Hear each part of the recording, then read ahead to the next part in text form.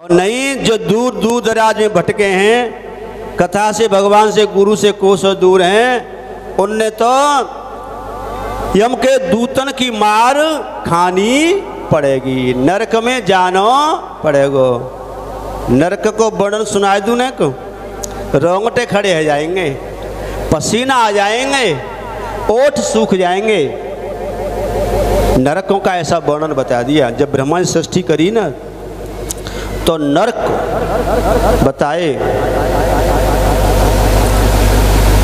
28 प्रकार के नरक हैं, मुख्य हैं तो असंख्य। नरकादि का वर्णन बड़ा भयंकर है।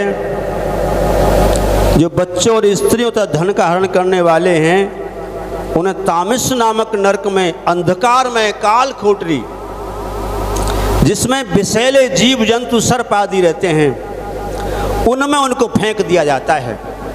चीखते चिल्लाते हैं तो यम के दूत कटीले डंडों से पिटाई करते हैं। ऐसा करते मित्र घाती, मित्र के साथ में जो घात करते हैं उन्हें अंध तामिस नरक में धीरे धीरे काटा जाता है।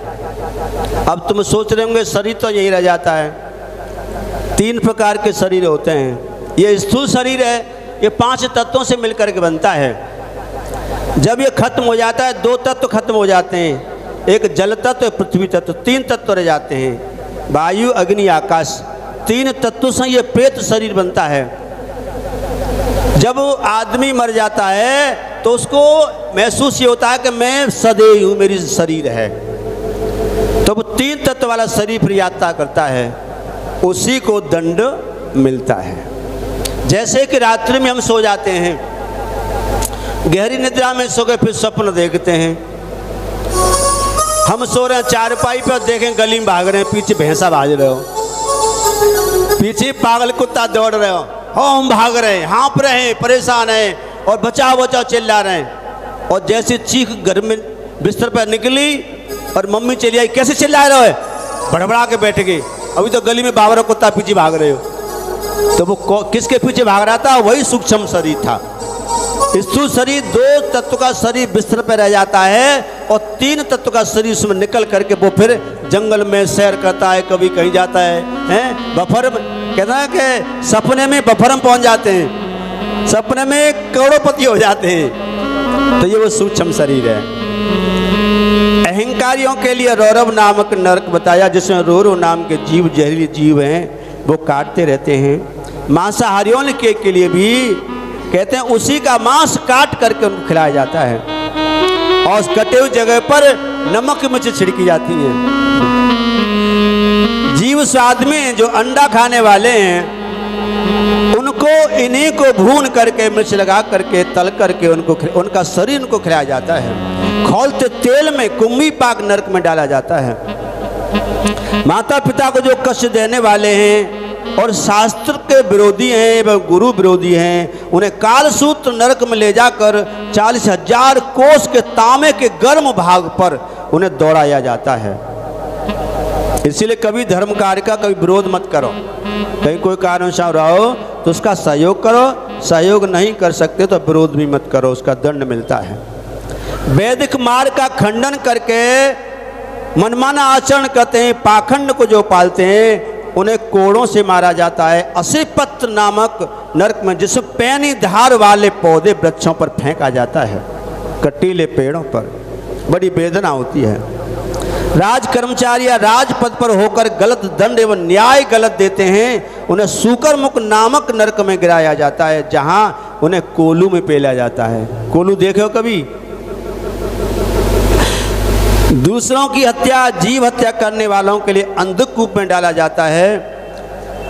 गौग्रास न निकालने वालों को तथा पंचयज्ञ न करने वालों को क्रमी कूप में डाला जाता है।